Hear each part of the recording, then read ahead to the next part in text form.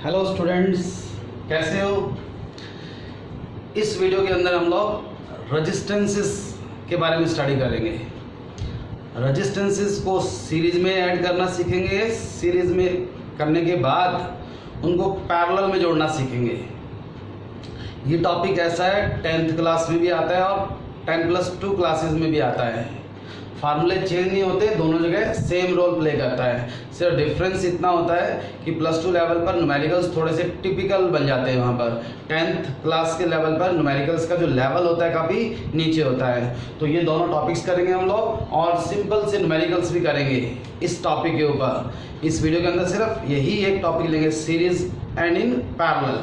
तो सीरीज और पैरेलल का मीनिंग क्या होता है? वैसे देखो तो सीरीज का मतलब होता है एक के बाद एक लगातार जोड़ दिए, और पैरेलल समानांतर बोलते हैं इसको हिंदी में हम लोग। इसका एक बेस्ट एग्जांपल है दिवाली के ऊपर जो लड़ियां लगाते हैं घरों में, छोटे छोटे बल्ब होते हैं उसके अंदर, वो सारे के सारे क्या होते हैं? सीरीज के अंदर। और घरों में जो पंखे, ट्यूब, जितने भी इलेक्ट्रिकल आइटम्स हैं आपके, वो सब किस में लगे हुए हैं? पैरेलल में। क्या डिफरेंस नोट करोगे इन दोनों के अंदर? जब उनको हम सीरीज में ऐड करते हैं, सीरीज में कनेक्ट करते हैं, जो भी इलेक्ट्रिकल डिवाइस है आपके, बेशक वो छोटे बल्ब्स हों, उन सब को कंट्रोल करने के लिए सिर्फ एक ही स्विच की जरूरत होती है। घड़ी का एक बटन होता है, उसको ऑन करेंगे सारे बल्ब ऑन हो जाएंगे, ऑफ करेंगे सारे के सारे ऑफ हो जाएंगे। जबकि पैरेलल में सबके लिए कंट्रोल करने के लिए अलग अलग स्विच होते हैं। एक को ऑन करोगे तो एक डिवाइस ही ऑन होगा, दूसरा ऑन करोगे दूसरा होगा। कई स्कूलों में एक क्लासरूम के अंदर 4 पंखे लगे हुए हैं।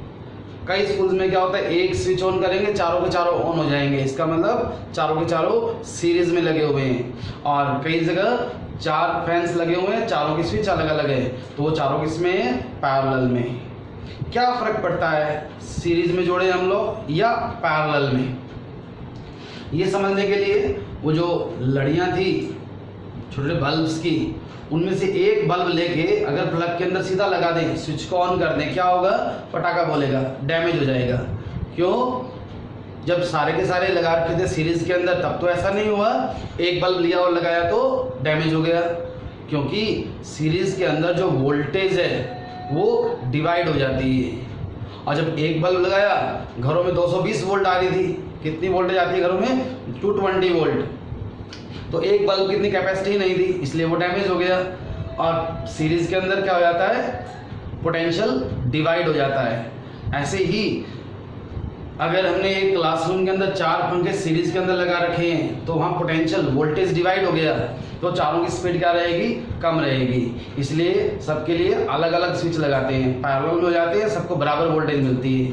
तो ये टॉपिक आगे कंटिन्यू करने से पहले 4 पॉइंट्स बनते हैं मेन, वो चारों यहाँ लिख रहा हूँ, आपको वो लिखने भी हैं और याद भी करने हैं। Number 1, in series current remains same. क्या मतलब है? सीरीज के अंदर जो करंट होता है वो सेम रहता है, बदलता नहीं है। जैसे पानी है, अगर एक जगह फ्लो कर रहा है तो अपने आप रास्ते के अंदर पानी कम या ज़्यादा नहीं होगा, जितना है उतना ही रहेगा।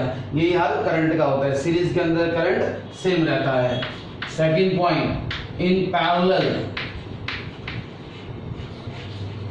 Parallel potential remains same. Hindi के अंदर सीरीज को बोलते हैं, पैरेलल को बोलते हैं लोग समांतरकरण, और सीरीज को बोलते हैं श्रेणीकरण। श्रेणी मतलब इकट्ठी। थर्ड पॉइंट, इन सीरीज में करंट सेम रहता है लेकिन पोटेंशियल डिवाइड हो जाता है। In series potential gets distributed. Fourth point, in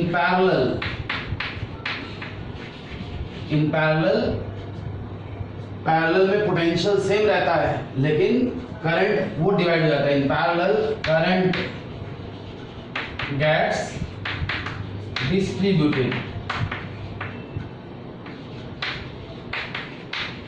distribute होना मतलब डिवाइड हो जाना, बढ़ जाना। ये चारों पॉइंट्स आपको आएंगे तो आर्टिकल बहुत आसान लगेगा।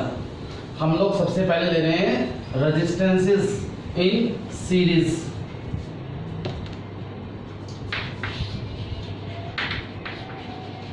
रेजिस्टेंसेस इन सीरीज, ये देखो, एक रेजिस्टेंस, दो रेजिस्टेंस, ये तीन शो कर लेते हैं हम लोग। Let R1, R2 and R3 are the three resistances connected in series with a battery of voltage V and a key K। हमारा एम क्या है इस आर्टिकल में, तीन रेजिस्टेंस लगा दिए सीरीज के अंदर, सर्किट का टोटल रेजिस्टेंस कितना होगा, की को क्लोज किया। Let I is the current that starts to flow। अब यहां से R1 में से करंट जा रहा है, मान लो I1, R2 में से करंट फ्लो कर रहा है I2 and through R3 it is I3। जब रेजिस्टेंस में से करंट फ्लो करेगा तो वहां कुछ पोटेंशियल ड्रॉप भी होगा। Let V1, V2 and V3 are the potential drops across R1, R2 and R3 respectively। जो बोल रहा हूं वो आपको लिखना होता है theoretically. As in series, current remains same, so I can write I is equal to I1 is equal to I2 is equal to I3। तो जितना करंट यहाँ से चला था और तो कहीं जा ही नहीं रहा, सेम रहेगा, इसलिए तो लिखते हैं हम लोग I is equal to I1 is equal to I2 is equal to I3। लेकिन बट जो पोटेंशियल बैटरी का था, जो वोल्टेज बैटरी का था, वोल्टेज कहाँ कंज्यूम कर रहे हैं हम लोग, तीन रेजिस्टेंसेस के क्रॉस। अगर ये 9 वोल्ट की बैटरी है तो 9 वोल्ट कहाँ कंज्यूम होगा मेरा, ये तीनों रेजिस्टेंस तो कंज्यूम कर रहे हैं जहाँ वोल्टेज को यूज में ले रहे हैं हम लोग। So I can write V is equal to V1 प्लस V2 प्लस V3। वो जो लड़ी थी दिवाली पे लगाते हैं, प्लग में लगा दिया, ऑन कर दिया, पीछे से अगर 220 वोल्ट सप्लाई हो रही है तो 220 वोल्ट कहाँ कंज्यूम हो रही है, हर एक बल्ब के अक्रॉस। तो वही तो मैंने यहाँ लिखा है, ऐसे कितने भी रेजिस्टेंस हो सबकी वोल्टेज ऐड हो जाएगी। But as V is equal to IR, Ohm's law क्या होता है, V is equal to IR। So I can write IR is equal to I1 R1 plus I2 R2 plus I3 R3। As all I's are equal, cancel हो जाएंगे आई सारे के सारे, हमें क्या मिलेगा, R is equal to R1 plus R2 plus R3। बहुत simple, बहुत आसान आर्टिकल है। रिजल्ट वो भी याद रख सकते हैं हम लोग, कितने भी रेजिस्टेंस हो सीरीज में ऐड करेंगे तो सिंपल ऐड हो जाते हैं। मान लो मेरे पास दो रेजिस्टेंस है, एक R1 का 1 ओम का और दूसरा 1000 ओम का 1000 ओम का, दोनों को सीरीज में जोड़ दिया। टोटल रेजिस्टेंस कितना होगा, R in series that will B 1001। मेरे पास 50 रेजिस्टेंस है, 50 रेजिस्टेंसेस अलग अलग वैल्यूज के, सीरीज में जोड़ दिया सबको। बताओ सर्किट का टोटल रेजिस्टेंस कितना आएगा। अब 50 रेजिस्टेंस है, या तो सबकी वैल्यू को ऐड करो, या हम ये बोल सकते हैं when n resistances are connected in series, क्या होगा, total resistance will be more than the maximum। वो जो 50 रेजिस्टेंस है ना हमारे पास अलग अलग वैल्यू के, उनमें सबसे ज्यादा वैल्यू का जो रेजिस्टेंस था टोटल वैल्यू से भी ज्यादा आएगी। तो ये लाइन फेमस है, total resistance will be more than the maximum, ज्यादा वाले से भी ज्यादा, ज्यादा वाले से भी ज्यादा मतलब यहाँ 1 ओम का था, यहाँ 1000 ओम का था, तो टोटल कितना मेरे को मिला 1001 ओम का। अगर मैं 5 रेजिस्टेंस लगाता हूँ इक्वल वैल्यू के सीरीज के अंदर, 5 रेजिस्टेंस लगा दिए 5 ओम के सीरीज के अंदर, टोटल कितना आएगा 5 + 5 + 5 + 5 + 5 25 ओम। तो अगर इक्वल वैल्यू के n रेजिस्टेंस लगाते हैं हम तो टोटल रेजिस्टेंस कितना आएगा सर्किट का n टाइम्स। 10 ओम के 10 रेजिस्टेंस लगा दिए तो 10 टोटल कितना होगा 10 × 10 100 ओम। इसमें कोई प्रॉब्लम नहीं। नेक्स्ट पार्ट लेंगे हम लोग, आप इन्हीं रेजिस्टेंसेस को पैरेलल में जोड़ेंगे। रेजिस्टेंसेस इन पैरेलल, ये देखो, let us consider we are having 3 resistances. Say a value R1, R2 and R3. These 3 are connected in series. नहीं, these 3 are connected in parallel. Parallel वो होता है जहाँ पर कोई चीज़ डिवाइड होती है, सीरीज जहाँ पर कोई चीज़ सेम रहती है। जब इस की को क्लोज करेंगे हम, यहाँ से करंट जो भी चलेगा उसको 3 रास्ते मिल जाते हैं, तो तीनों जगह डिवाइड हो जाएगा। जहाँ कोई चीज़ डिवाइड होती है वो पैरेलल में कहलाती है। चार्ज, करंट और पानी तीनों की नेचर एक जैसी, जहाँ से रास्ता मिलेगा वहीं से जाएगा। अब कहाँ से कम और कहाँ से ज़्यादा करंट जाएगा वो डिपेंड करता है इन रेजिस्टेंसेस की वैल्यू के ऊपर। रेजिस्टेंस कम होगा तो करंट ज़्यादा जाएगा एंड वाइस वर्सा। मान लो यहाँ से करंट चला I, R1 में से करंट गया I1, यहाँ से I2 और यहाँ से I3। हम ये बोल सकते हैं कि जो टोटल करंट चला था that will be equal to I1 + I2 + I3। इस करंट को जाने के लिए भी और रास्ता तो है ही नहीं, तो इन तीनों का सम इसके इक्वल होगा। और लेट जब किसी रेजिस्टेंस में से करंट पास करेंगे तो वहाँ क्या होगा, पोटेंशियल ड्रॉप होगा। Let V1, V2 and V3 are the potential drops across R1, R2 and R3 respectively। ये जो बैटरी लगाई थी हमने उसका पोटेंशियल कितना है V। आपको बताया घरों में जितने भी इलेक्ट्रिकल सर्किट्स होते हैं, जितने भी डिवाइस होते हैं, सबको बराबर वोल्टेज मिलती है। क्यों? क्योंकि वो पैरेलल में लगे होते हैं। पॉइंट्स में दिखाया आपको, पैरेलल में पोटेंशियल सेम होता है। क्या बोल रहा हूँ, as V = V1 = V2 = V3 because all are in parallel. Also Ohm's law क्या था, V = IR, so I can write I का फार्मूला क्या बनेगा, यहाँ से V/R लिख रहा हूँ। V/R = V1/R1 + V2/R2 + V3/R3। लेकिन ये सारे के सारे V's तो इक्वल है, सब कैंसिल हो जाएंगे, V कॉमन आगे, तो हमें क्या मिलेगा, हमें मिलेगा 1/R = 1/R1 + 1/R2 + 1/R3। जब 3 रेजिस्टेंसेस को पैरेलल में लगाते हैं, टोटल रेजिस्टेंस निकालने का formula 1/R1 + 1/R2 + 1/R3। Board exam में आ जाता है, बोर्ड एग्जाम में 2 मार्क्स के अंदर आता है, if you are having 3 resistance connected in parallel, write an expression for total resistance of the network। अगर मैं ऐसे ही 4 लाइनें लिखाऊं ना, 3 में से 1 नंबर मिलेगा। क्यों, कमी कहाँ रह गई, जो बोल रहा हूँ, जो बता रहा हूँ, वो आपको थ्योरेटिकली लिखना भी होता है। ये जो इक्वल किए या ऐड किया, उनका लॉजिक आपको साथ में देना है, बस इतना ही करना है। अभी मैंने लास्ट वाले आर्टिकल में बताया कि हमारे पास सपोज 2 रेजिस्टेंस है, एक 1 ओम का और एक 1000 ओम का। दोनों को सीरीज में लगाया था तो कितना होगा टोटल 1001 ओम। अब इन दोनों को पैरेलल में जोड़ दें, टोटल बताओ कितना आएगा। अगर आप करोगे ना, आधे बच्चे अब गलत करोगे। कैसे गलत करोगे, क्या गलती करोगे, आप लोग ऐसे करोगे 1/R = 1/1 + 1/1000। R1 और R2 की वैल्यू पुट कर दी हमने, फिर एलसीएम लोगे आप 1000, यहाँ आएगा 1000 और यहाँ आएगा 1000 1/1000, ये आंसर बोलोगे आप।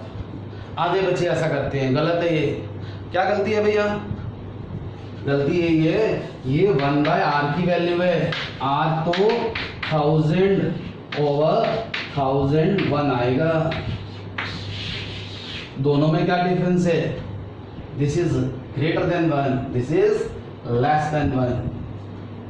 मतलब अगर हम बेशक 50 हो, कितने भी रेजिस्टेंस हो, जैसे सीरीज में बताया आपको कि total resistance will be more than the maximum.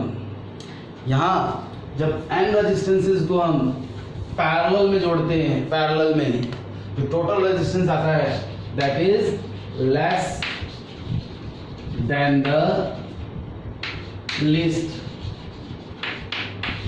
सबसे कम वैल्यू का जो होगा उससे भी कम आएगा, लेस देन द लीस्ट। यहाँ दो थे हमारे पास, एक 1 ओम का और एक 1000 ओम का, दोनों को पैरेलल में जोड़ा, टोटल कितना आया? 1 से भी कम। दोनों में छोटा जो था उससे भी कम आया। तो कोई कहे आपको 50 रेजिस्टेंस है हमारे पास, पैरेलल में जोड़ दिया सबको, 50 रेजिस्टेंस थे पैरेलल में जोड़ दिया, बताओ टोटल कितना होगा रेजिस्टेंस? आपको जिन 50 के अंदर जो सबसे कम वैल्यू का है उससे भी कम आएगा। अभी यहाँ जो बता रहा था गलती होती है ऐसी, इसको अवॉइड कैसे करते हैं? मैंने फार्मूला लिखा 1/r1 प्लस 1/r2, एलसीएम लिया तो क्या है अपने पास? r1 plus r2/r1 into r2। ये 1/r की वैल्यू है। r की वैल्यू क्या बनेगी? r1 r2/r1 plus r2। आप इस फॉर्म में याद रखो, गलती होने के चांस ही नहीं है। एग्जाम्पल के लिए दो रेजिस्टेंस है हमारे पास, एक 3 ओम का और एक 6 ओम का, दोनों को पैरेलल में जोड़ दिया, बताओ टोटल कितना होगा? अब क्या करोगे? अब कॉपी के ऊपर 1/3 प्लस 1/6, फिर एलसीएम लोगे, फिर वो मल्टीप्लाई जमा घटा करोगे। कुछ नहीं करना, 6 और 3 दो है, 6 × 3 ओवर 6 प्लस 3 18/9, 2 आंसर आ गया। ना कहीं उल्टना है, गलती होने का चांस भी नहीं है। वो फार्मूला अप्लाई करोगे तो यहाँ गलती होने के चांस रहते हैं। कोई प्रॉब्लम? वेरी गुड, नहीं है। अगर हम इक्वल वैल्यू के n रेजिस्टेंस पैरेलल में लगा दें, 10 ओम के 10 रेजिस्टेंस थे, सीरीज में लगाया था 100 ओम आ गया था, अब पैरेलल में लगा दिया उनको, कितना आएगा? देखो 1/10 प्लस 1/10 प्लस 1/10 1/10, कब तक 10 टर्म आएंगी तो 10/10 1, r कितना आ गया? 1। आपको जो बोल रहा हूँ वो ये, पैरेलल में अगर इक्वल वैल्यू के n रेजिस्टेंस लगाते हो तो टोटल रेजिस्टेंस कितना आएगा? r/n। जितने रेजिस्टेंस है उससे डिवाइड कर दो। 10 ओम के दो रेजिस्टेंस पैरेलल में लगा दिए, टोटल कितना होगा? दो रेजिस्टेंस है, 10/2 5 ओम का आएगा, और उससे करोगे तो 10 × 10 ओवर 10 प्लस 10 100/20 तो भी 5 ही आएगा। यहाँ 1 मार्क्स का इंपॉर्टेंट क्वेश्चन बनता है, n रेजिस्टेंसेस है हमारे पास इक्वल वैल्यू के, पहले उनको सीरीज में जोड़ दिया और फिर पैरेलल में, बताओ दोनों का रेशियो क्या होगा? पहले उनको जोड़ा सीरीज में, फिर जोड़ा पैरेलल में, रेशियो क्या होगा? सीरीज में कितना आएगा? nr, पैरेलल में कितना आएगा? r/n, क्या बन गया? n²। तो ये था हमारा सीरीज और पैरेलल का कॉन्सेप्ट। मैंने आपको बोला स्टार्टिंग में कि इससे इंपॉर्टेंट रिलेटेड न्यूमेरिकल जो है वो करेंगे हम लोग, concept based. Generally 10th class हो, +2 क्लास हो, बोर्ड की क्लास हो, देखने को मिल जाते हैं, इवन ऑब्जेक्टिव के अंदर भी। एक वायर है जिसका रेजिस्टेंस है कितना? 10 ओम। A wire of resistance 10 ohm is bent in the form of circle. Circle की फॉर्म में घुमा दिया उस वायर को। डायमीटर के क्रॉस बताओ कितना रेजिस्टेंस होगा? इसी वायर का बना दिया हमने ट्रायंगल। बताओ ट्रायंगल की किसी भी साइड के दो एंड्स के क्रॉस कितना रेजिस्टेंस आएगा, कि 10 को 12 कर दिया मैंने, थोड़ी कैलकुलेशन सिंपल हो जाए इसलिए। A wire of resistance 12 ohm is bent in the form of circle, what will be the effective resistance between any two ends of a diameter. कैसे करेंगे, क्या आंसर आएगा, ये 12 ओम था तो डायमीटर का मतलब 2 इक्वल पार्ट कर दिए, 6 ओम ये हो गया और 6 ओम ये हो गया। आप इसको ऐसे ही बना सकते हो समझने के लिए, 6 ओम का ऊपर और 6 ओम का नीचे, ये दोनों किसमें है, पैरेलल में। पैरेलल में इक्वल वैल्यू का रेजिस्टेंस हो तो क्या करते हैं, उतने से डिवाइड करते हैं, तो आंसर कितना आ जाएगा इसका 3 ओम। 12 6 हो गया, 6 का टोटल कितना आ गया 3 ओम। ये क्वेश्चन देखो, a wire of resistance 12 ohm is form in the form of a equilateral triangle, what will be the total resistance between any two ends of a side.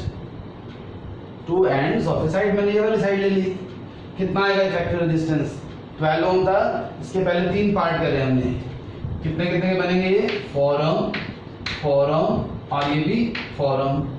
इसको अगर रीड्रॉ करूं तो ऐसे करना पड़ेगा, ये जो पॉइंट आपका ए ये वाला है और सी वाला पॉइंट ये वाला है, क्योंकि दोनों सीरीज में है, सीरीज में R1 + R2 होता है तो ये 8 ओम हो गया और ये 4 ओम। आप दोनों किसमें है, पैरेलल में। मैंने कहा यहाँ से पानी जाएगा तो उसमें डिवाइड होगा, जहाँ कोई से डिवाइड होती है वो पैरेलल में कहलाती है। तो इनका इफेक्टिव कितना आएगा, R1 R2 और R1 + R2 कितना हो गया, ये जो भी आएगा वो आंसर है हमारा। ये सीरीज ऑफ पैरेलल कॉन्सेप्ट को समझाते हैं। इसमें कोई प्रॉब्लम है तो बोलो। एक और क्वेश्चन देखो,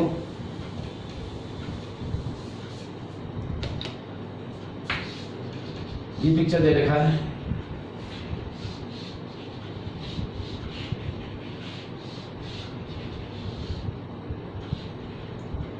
ए एंड बी 1 ओम के कितने रेजिस्टेंस लगा दिए यहाँ पे मैंने 5, टोटल रेजिस्टेंस कितना होगा।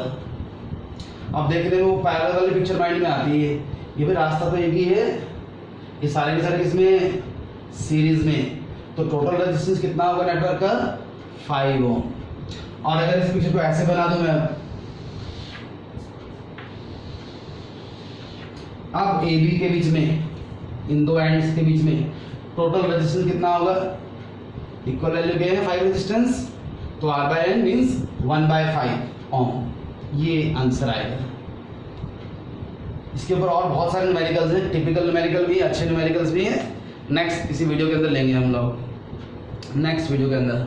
और अगर सब समझ में आ गया है तो वीडियो को शेयर भी करना है, लाइक भी करना है, सब्सक्राइब भी करना है। कमेंट के अंदर अपना कमेंट लिखो, समझ में आया नहीं आया, क्या प्रॉब्लम है आपको जरूर लिख के भेजना। और शेयर इसलिए करना है ताकि मैक्सिमम बच्चों को बेनिफिट मिल सके। Thank you.